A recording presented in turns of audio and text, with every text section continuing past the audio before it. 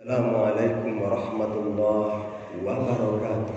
Waalaikumsalam warahmatullahi wabarakatuh. Alhamdulillahirabbil alamin alladzi an'amana bi ni'matil iman wa ni'matil islam wa ni'matis silaturahim. Asyhadu an la ilaha illallah wahdahu la syarikalah wa asyhadu anna Muhammadan abduhu wa rasuluh. Allahumma shalli wa sallim ala habibikal karim wa ala alihi wa sahbihi ajmain, amma ba'd. Yang terhormat Bapak Ketua Takmir Masjid Al-Azhar beserta pengurus, Pak Imam,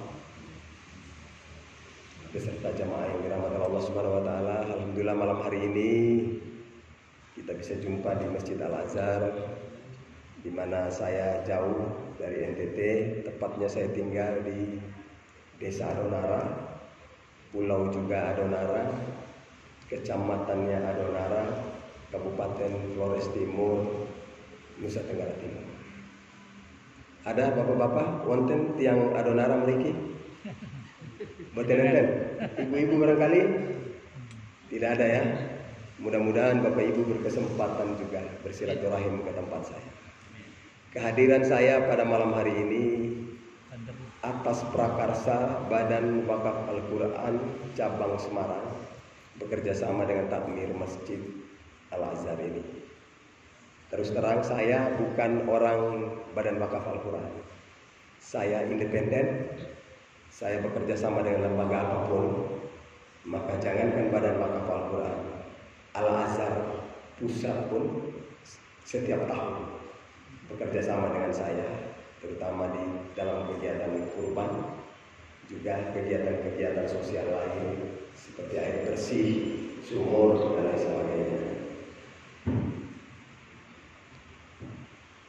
Yang mudah-mudahan bapak-bapak sekalian, ibu-ibu, dengan adanya kebersamaan kita ini semakin menguatkan al-Islam di muka bumi ini, sekalian Allah ridho menjadi amal-amal ibadah kita. Amin. Selanjutnya marilah kita haturkan salam dan sholawat ke junjungan kita Nabi Allah, Nabi besar Nabi Muhammad SAW. Jamaah sekalian, semoga nanti di hari kiamat kita berjumpa Rasulullah, sekalian kita mendapatkan syafaat dari Rasulullah SAW. Ya. Bapak-bapak, saudara, apa kita sudah yakin masuk surga? Sudah pasti kita masuk surga atau belum ini? Nah, itu yang masalahnya ya. Kita yakin masuk surga, tapi apakah masuk surga atau belum? Nah, ini yang masalah. Maka tentu kita berharap semoga Allah Subhanahu wa taala mengizinkan Rasulullah memberikan syafaat untuk kita semua. Amin. Sedikit perkenalan dalam cerita-cerita kita ini, bapak-bapak sekalian, saudara-saudara, ibu-ibu. Saya lahir dari dua keluarga berbeda agama.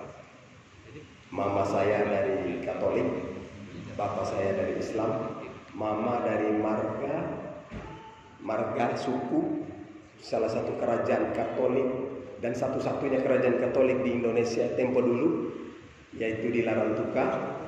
Karena kerajaan ini dibentuk oleh Portugis untuk menyaingi kerajaan-kerajaan Islam yang berada di wilayah kepulauan. Nah, sebenarnya NTT itu awalnya hanya ada animisme dan Islam. Islamnya dari mana? Dari salah satunya dari arah Ternate. Jadi bapak saya itu keturunan delegasi Kesultanan Ternate era kepemimpinan Sultan Babullah di sekitar tahun 1500-an, mengutus delegasi ke NTT untuk mengejar Portugis sekalian menyebarkan Islam. Nah, sisa turunannya alhamdulillah masih termasuk saya. Kalau yang mama tadi itu, karena ini kerajaan bentukan Portugis, maka marga-marga di situ juga suku-sukunya dirubah, embel-embel Portugal. Ya, mama saya itu sukunya suku Da Silva. Gitu. Tahu ya, ada suku-suku itu ya? Ada Da Silva, ada Fernandes. Gitu. Karena saya antara kedua orang tua terjadi polemik panjang masalah agama, akhirnya ibu kembali beragama Katolik. Saya dalam sapihannya dipelihara dari kecil dan saya dibaptis juga menjadi seorang Kristiani. Saya berada di lingkaran, ya bagaimanapun saya berterima kasih kepada Allah, bersyukur kepada Allah walau beda akidah dengan kita, tapi beliau-beliau adalah orang-orang yang kehidupannya religius sekali, juga orang-orang yang berpendidikan, sehingga ketika saya menjelang dewasa, memang beliau-beliau menginginkan saya bisa sekolah di seminari. Bapak-bapak tahu sekolah seminari? Sekolah pesantrennya mereka. Ya. Dan memang direncanakan supaya saya bisa jadi pastor. Tahu-tahu tidak jadi pastor, kebablas jadi ustaz. Maka saya berpikir untuk mempertanggungjawabkan kenapa saya masuk Islam, saya harus belajar Islam. Kalau tidak, tentu keluarga ibu akan menghina saya, atau sakitnya lebih sakit lagi. Itulah saya juga menjaga hablum minan nasnya. Maka saya mengambil pendidikan pada waktu itu, masuk pesantren. Saya sekolah di Pondok Pesantren Islam Al-Mu'min Ruki Solo. Ini kebetulan sore ini saya bertemu dengan teman saya ini, Pak Rusmoyo. Beliau dari Kendal, dulu sama-sama di pondok. Ya, sehingga alhamdulillah bisa jumpa Mas ya. Inilah silaturahim. Saya tamat tahun 1986. Saya berpikir saya harus pulang ke NTT untuk berdakwah. Ya, saya juga berpikir hidup di NTT itu pasti berat, karena umat Islam cuma 10%. Bapak-bapak bisa bayangkan, kalau penduduk NTT 5 juta lebih, berarti kurang lebih 500.000 jiwa itu muslim. Tapi bukan terhimpun di satu lokasi. Kalau terhimpun di satu lokasi enak Pak ya, sedekah 1.000 bisa biaya ustaz. Tapi ini terpencar di pulau-pulau terpencil, jadi orang-orang kecil pinggiran Pak, nelayan-nelayan di pesisir-pesisir. Bahkan ada yang mu'allaf di pedalaman-pedalaman timur, pulau-pulau timur. Nah, tentu Bapak-Bapak sekalian, itu yang membuat kita kesulitan untuk bagaimana bisa mendapatkan kekuatan finansial untuk dakwah, itu berat di sana. Ya. Belum ditambah lagi NTT bukan provinsi yang makmur. NTT ini kan provinsi yang gersang, provinsi yang boleh dikatakan di bawah garis kemiskinan. Kita di sana kan UMR kita cuma sekitar 1.150.000. Mereka pintar 3 juta. Tapi orangnya juga banyak ya sini Pak. Jadi saya pada era berada di Ngeruki ini, Mas ini tahu, saya tuh sudah senang sekali berceramah, berpidato. Saya dulu tuh di Ngeruki itu muazin juga ya. Saya pernah ke Kendal ini karena tilawah Quran Pak. Saya mengaji untuk beliau ini disunatkan pada waktu itu. Undang saya ngaji di Kendal. Gitu. Ya memang saya punya kelebihan sedikit di situ Pak. Saya juga tertarik dengan Islam ini salah satunya karena Al-Quran bisa dilakukan pada waktu itu. Saya memang penyanyi cilik Pak. Saya suka nyanyi di gereja. Ya, acara-acara apa di Kristen saya penyanyi. Orang kalau Kristen tuh nyanyinya suaranya bagus-bagus Pak. Begitu Bapak-Bapak sekalian. Sehingga saya pada waktu itu sudah sempat ceramah juga di Solo, ceramah di Surabaya. Pada tahun 85, belum selesai dari Ngeruki itu, saya sudah sering ceramah menggantikan ustadz-ustadz. Artinya saya sudah merasakan hidup sebagai dai di kota ini Pak. Ya salah satunya agak terjamin juga kita punya kehidupan. Kalau selesai ceramah dapat amplop Mas ya. Itu kan sudah biasa di sini ya Pak.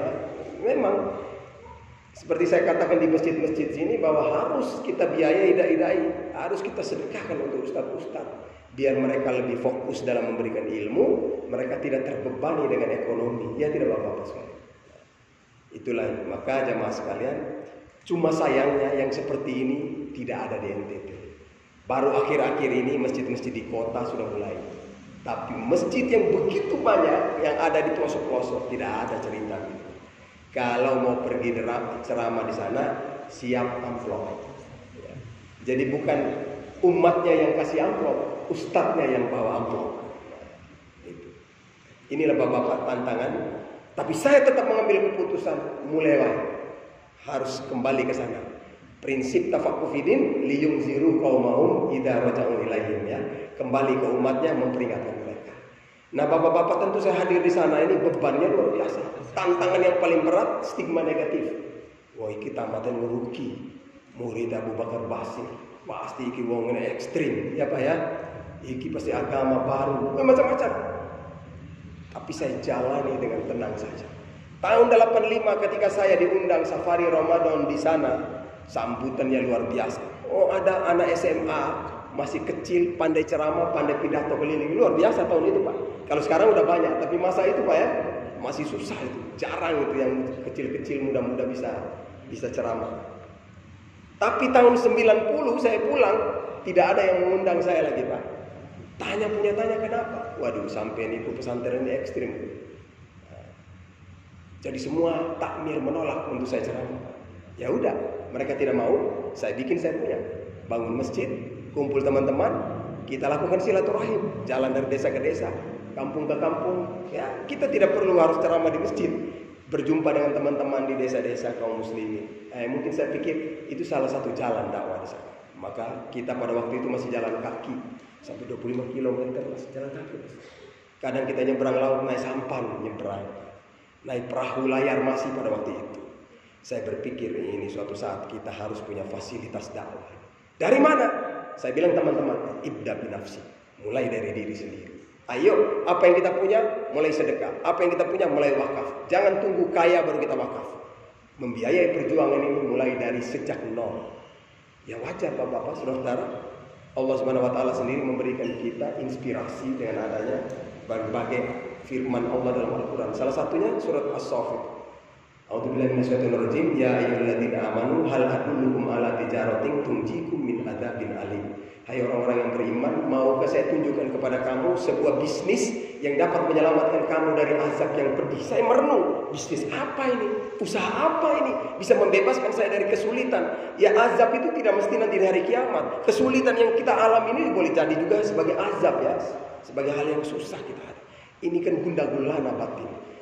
Ternyata rahasianya sepele saja.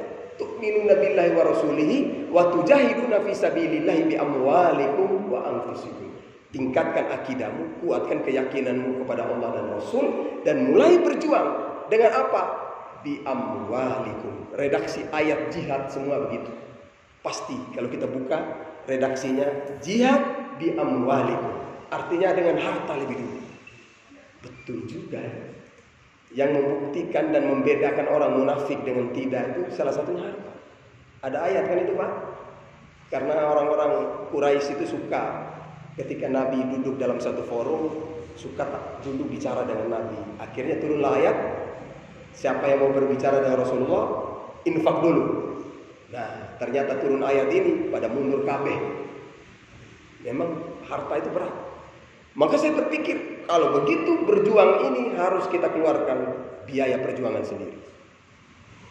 Saya masih ingat tahun 90 saya pulang itu, saya bisnisnya buka jualan di depan toko orang Cina. Modal 90.000, untung per minggu 7.000. Saya bilang sama istri 4.000 untuk makan minum dalam seminggu, 3.000 biaya dakwah. Jadi saya mau dakwah kemana-mana, tidak perlu lagi minta uang pada istri. Dan seperti ini saya lakukan sampai hari ini. Begitu Bapak-bapak sekalian. Maka perjalanan kami dari desa ke desa di pedalaman itu kita temukan banyak problem. Problemnya apa? Salah satunya ketiadaan Al-Quran. Kita teriak suruh orang belajar Quran, tapi fasilitasnya tidak ada. Al-Qurannya tidak ada. Ada Al-Quran terbatas. Di tempat-tempat pengajian itu kadang-kadang Al-Quran yang sudah lusuh, Pak, sudah robek-robek itu. Bahkan kalau yang masih baik cuma 1-2. Murid yang begitu banyak berebutan. Baca ini dulu, antri ganti sana Pak, ganti. Namanya anak-anak, kalau dia tidak baca Quran pasti ribut Pak. Saya tanya sama guru ngajinya, sampai tidak bisa beli Quran kan?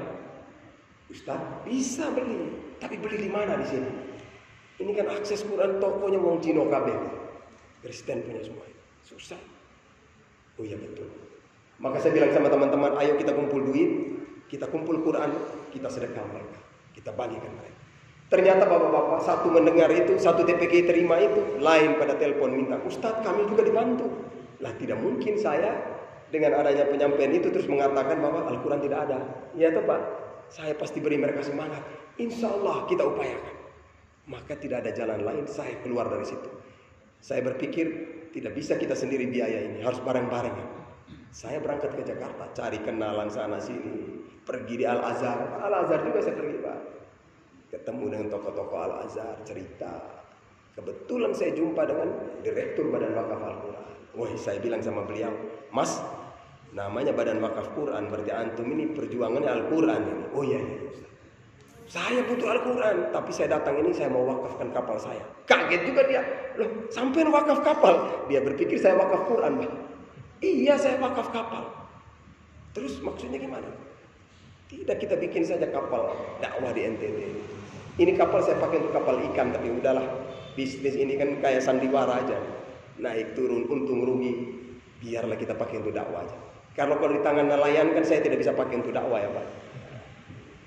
Oke. Kebetulan BBA juga sudah pernah punya proyek kapal. Kita bikin satu kapal Papua ditangani oleh Ustadz Fadlan. Sekarang yang kedua kita bikin untuk NTT. Saya antar kapal, dia tanya saya, siapa yang jadi kapten? Ya saya aja Pak. Saya ini kapten juga bisa, supir juga bisa, di mancing ikan juga bisa Pak. Kita mau bersawah juga bisa, semua kita kerjakan Pak. Oke siap. Maka kita bikin proyek bersama bawa BBA. Wakaf kapal dakwah. Alhamdulillah 2013 kapalnya selesai. Kita bikin kapal yang kalau sekarang itu seperti di Labuan Bajo itu Pak. Kapal-kapal pinisi. Jadi ya bapak-bapak boleh juga ikut. Mas nanti ikut Ustaz ya. Sambil kita distribusi Quran. Ini luar biasa bapak-bapak. Tahun 2013 launching di Tanjung Priok. KPLP yang langsung meresmikan pada waktu itu. Fasilitasnya di KPLP Tanjung Priok. Kemudian saya berlayar ke timur, 2014 saya mulai distribusi Al-Quran. Saya minta BWA Al-Quran, dikasih 1.000. Saya bilang, Mas kok cuma 1.000? Iya, kita belum mampu distribusi. Ngumpulnya gampang, membagikannya yang susah. Oke, saya bagi dulu 1.000. Ternyata mereka terinspirasi dengan gerakan saya. Kenapa? Berdakwah sambil membantu. Alhamdulillah. Ini berjalan terus dari tahun ke tahun, 1.000, 2.000, 4.000, 10.000, 20.000, 40.000 sampai membuat proyek 100.000. Tadinya BWA itu cuma sedikit aja proyek. Mereka terinspirasi dengan langkah-langkah saya, ide-ide saya, pemikiran saya, penyampaian saya dari lapangan. Akhirnya mereka mengemas berbagai program dan jadilah proyek-proyek yang menarik. Itulah Bapak-Bapak, maka sampai hari ini saya masih berkolaborasi dengan lembaga-lembaga ini, termasuk Al-Azhar. Banyak sekali mendapatkan ide-ide dari saya. Sehingga bapak-bapak sekalian hari ini alhamdulillah saya telah mendistribusikan 700.000 lebih Al-Quran di Indonesia Timur. Subhanallah. Maka saya diperjalankan oleh BWA dalam kaitan dengan kegiatan roadshow ini. Tujuannya adalah temu wakif. Boleh jadi bapak-bapak pernah menghimpun dana juga melalui BWA. Pernah di sini saya. Syukran kasiron, jazakumullah khairan kasiron. Atas bantuannya, boleh jadi juga itu adalah bagian dari wakaf yang saya distribusikan di sana. Orang bertanya, Ustaz, kenapa Quran? Saya berpikir sederhana saja. Ya. Al-Quran ini kan barokah luar biasa. Ya, kita baru simpan saja dalam sebuah rumah, sudah ada berkahnya. Ya tidak Bapak-Bapak. Ada berkah, baru simpan aja. Ya ketimbang orang simpan gambar artis kan Pak, mendingan Al-Quran. Apalagi kalau Qurannya ada, bisa jadi bahan motivasi supaya anak-anaknya mengaji. Kalau mereka bisa mengaji, subhanallah, ini bercahaya di rumah ini. Ya tidak Bapak-Bapak. Kalau di desa itu kita bisa galakan semua mengaji Quran, desa bercahaya. Di kampung itu semua kaji Quran, waduh, pulau itu, kampung itu bercahaya, masya Allah. Insya Allah mudah-mudahan ilustrasi saja. Kalau kampung ini bercahaya, jauh dari bencana alam. Ya tidak Bapak-Bapak. Memang kalau cahaya Quran itu nggak bisa dilawan.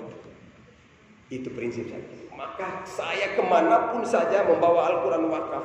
Awalnya itu ya maklum Pak, kalau kita jalan gini pasti dicurigai gini-gini Pak. Tapi alhamdulillah hari ini tidak. Bahkan ditunggu-tunggu. Kenapa? Saya lakukan langkah pertama. Berdakwah itu tulus, ikhlas. Tidak ada tendensi lain, tidak ada kepentingan-kepentingan lain. Benar Pak. Kita kalau sudah tenar sedikit gini pasti partai-partai tawar kita Mas ya. Antum juga ya di sini. Saya bilang sama mereka, Islam tidak menutup mata dengan urusan politik. Islam juga ada di situ. Tapi pribadi saya memilih jalan dakwah. Antum saja di situ. Kalau antum mengundang saya untuk berceramah, saya akan datang. Terima kasih. Cukuplah saya jadi DPR dunia akhirat. Nah, gitu Pak. Jawaban saya ini terbukti. Sekarang saya datang ke konstituen di sini kan. Jadi bapak-bapak itu langkah saya dakwah di sana seperti itu. Yang kedua langkah dakwah di sana adalah saya sampaikan pada mereka, saya ini Muslim saja. Saya sering dipertanyakan, Ustadz, Islam apa? Aliran apa? NU, Muhammadiyah, apa? Atau Jamaah Tabligh? Saya jawab mereka, saya cuma Islam. Kalau NU datang demi kebaikan untuk berbuat kebaikan, monggo. Muhammadiyah datang untuk kebaikan, monggo. Jamaah Tabligh datang untuk membangun daerah ini dengan kebaikan, monggo. Al-Azhar datang, monggo. BBA datang, monggo. Begitu bapak-bapak. Yang ketiga, kita tebarkan kebaikan-kebaikan Islam. Salah satunya wakaf. Kalau zakat sudah jelas mustahiknya ya Pak. Tapi wakaf, inilah syariat Islam mengatur harta kaum muslimin untuk kepentingan seluruh alam semesta. Maka bapak-bapak, ketika saya ke daerah-daerah pedalaman itu, banyak kasus ketika mereka tidak beribadah. Salah satunya alasannya tidak ada air bersih. Masya Allah. Saya datang dengan teman-teman ke tempat itu di daerah Mauleum sana Pak. Kami sholat duhur terpaksa berwudu dengan air aqua Pak, karena tidak ada air. Sebentarnya asar juga sama. Tadi duhur kami sholat, teman-teman yang dari situ pada nonton. Asar juga nonton. Akhirnya saya tanya, Pak, kenapa tidak ikut sholat tadi? Dia senyum-senyum saya saja Pak. Senyum-senyum habis garuk kepala. Kenapa? Seorang muslim itu harus sholat. Dia bilang, Ustadz, bagaimana mau sholat ini?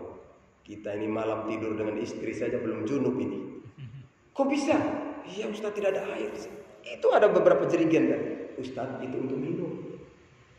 Mandi dulu lah, nanti baru kita ambil lagi. Jauh Ustadz. Lah berapa jauh sih? Ya 5 kilo lah. Wah kalau gitu oke lah. Naik sepeda motor kita pergi ambil. Ustadz, tidak ada akses jalan ke sana. Untuk naik gunung, turun gunung itu. Oh itu oke. Besok kita pergi lihat. Betul Mas, airnya begitu jauh. Saya telepon Badan Wakaf Al-Quran. Mas, tolong survei. Ini ada air ini, kita perlu bantu penduduk di sini. Dalam waktu 1 tahun, alhamdulillah jaringan air bersih bisa terpasang di sana. Wakaf air bersih. Waktu pekerjaannya itu Pak, hampir sebagian umatnya itu tidak mau kerja. Alasannya air Islam. Isu yang ditebar air Islam. Sampai seperti itu. Akhirnya terpaksa saya datang ke gereja. Saya jumpa pendetanya. Mereka sedang rapat dewan gereja. Wih, begitu saya masuk tuh pada tegang. Ini Ustadz datang ke gereja, pasti tegang Pak. Tapi saya berpikir, oh ini salah satu caranya pendekatan budaya. Orang di sana Pak, kalau kita mau bersahabat, makan sirip pinang. Dia akan pegang sirip pinang itu di dalam kotaknya dari daun lontar itu ya. Saya minta Bapak, mari saya makan. Saya ambil makan.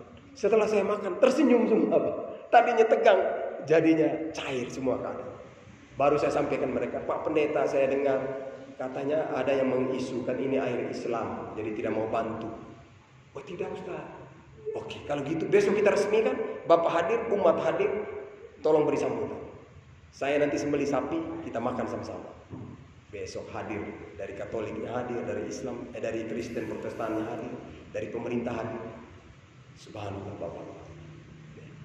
Ternyata di kampung itu penduduknya 2000 lebih jiwa, umat Islam cuma 800 jiwa. Berarti wakaf air bersih kita itu dinikmati oleh mayoritas umat Kristen. Subhanallah, luar biasa. Maka Bapak Saudara, dengan adanya langkah-langkah seperti ini, di mana kita tebarkan kebaikan di mana-mana, alhamdulillah nyaman-nyaman saja dakwah. Artinya bukan berarti tidak ada tantangan Pak ya. Jelas dakwah pasti punya tantangan. Tapi saya menikmati. Saya positif thinking, saya enjoy saja. Sehingga akhirnya perjalanan dakwah itu tadinya sulit jadi mudah, tadinya berat jadi ringan. Itu Bapak sekalian ya. Termasuk bagaimana kita distribusi Al-Quran. Kami mengantarkan Al-Quran dari satu lokasi ke lokasi yang lain sampai ke bawah dengan kapal dakwah Pak. Kalau sudah sampai di sana, apa kata saya? Ini Al-Quran wakaf. Wakaf ini harus ada ikrar. Harus ada nazir penerima di situ atau penerima manfaat yang kita langsung serahkan Al-Quran ini. Kalau Bapak bersedia menerima, baru kami serahkan. Bapak tidak bersedia menerima, kami bawa pulang atau memberikannya pada orang lain. Maka ketika kami sampai ke daerah-daerah itu, kami himpun semua kekuatan sosial seperti pemerintah daerah, ya seperti Kementerian Agama, TNI, Polri, kami sampai di daerah-daerah terpencil. Di situ cuma ada pulau-pulau kecil di perbatasan Timor Leste itu, Pak. Itu hanya 3 kepala keluarga Islam, Pak. Tapi di situ ada pos angkatan laut. Pos angkatan laut itu kebetulan Muslim. Dia yang jadi imam, dia yang menginisiatif bangun musola di situ, bangun masjid. Ketika saya tiba, dia bilang, Ustadz, kami ini sebenarnya bukan dai juga, bukan ustadz. Barangkali kami di Jawa itu malas sholat tuh. Tapi datang ke sini, mau tidak mau, Pak, sandaran umat Islam ini kepada kita, minta bantuan kita. Akhirnya saya yang jadi imam, saya ajar mereka ngaji, saya yang beri ceramah, kita bangun musola. Alhamdulillah hari ini Ustadz bawa Al-Quran. Terima kasih Ustadz, bisa kunjungi kami di sini. Begitu Bapak-Bapak sekalian, bagaimana kita merekatkan persaudaraan ini. Maka saya datang ini pun sekedar menyampaikan informasi. Yang Bapak-Bapak sekalian ya, kita saling berbagi. Paling kurang Bapak-Bapak beri dukungan doa lah, supaya teman-teman kita yang di lapangan, mungkin saya agak lebih baik sedikit, dalam arti keadaan saya mungkin banyak akses keluar. Teman-teman yang kesulitan di daerah itu semoga mereka bertahan, mereka bisa tetap berjuang, terus membumikan Al-Quran. Tolong bantu, kalau ada fasilitas mereka yang tidak memiliki apa-apa, kita bantu. Apalagi kita berada di tengah-tengah itu, tentu kita paham. Kue ini kan berada di daerah semakin susah dapatnya, Pak ya. Pembagiannya semakin, ya kita harus terima itu realitas sosial. Kalau di Jawa ini karena mayoritas Muslim, kue pembangunannya otomatis lebih dinikmati oleh kaum muslimin. Tapi di daerah-daerah yang mayoritas saudara-saudara kaum Nasrani, kue pembangunan lebih banyak dinikmati oleh kita Muslim ini. Ya mudah-mudahan dari sedekah-sedekah kita, wakaf kita. Tapi Bapak-Bapak, justru dampaknya luar biasa. Ketika kami berkurban di daerah-daerah pedalaman timur itu, setiap tahun ada saja yang mualaf itu, Pak. Kita juga tidak tahu. Saya tanya, kenapa kamu mualaf? Sederhana saja dia jawab. Wah, Islam ini enak. Kita pelihara sapi, dibeli sapinya, dia kurban, kasih kita juga makan. Gampang saja. Islam ini enak. Kita tidak ada air, dia datang lihat air, bangun air, kasih kita juga minum. Masuk Islam saja. Sederhana saja. Jadi itulah aspek hidayah. Tapi sekali lagi bagi saya, dalam berdakwah terus terang, mohon maaf, bisa saja kita berbeda pendapat. Untuk saya pribadi, saya tidak ada target supaya mereka merubah agamanya dan masuk Islam. Saya tidak ada target. Yang target saya adalah saya tabligh, berarti saya harus mengemas dakwah ini sebaik mungkin. Karena in huwa illa wahyu yuha.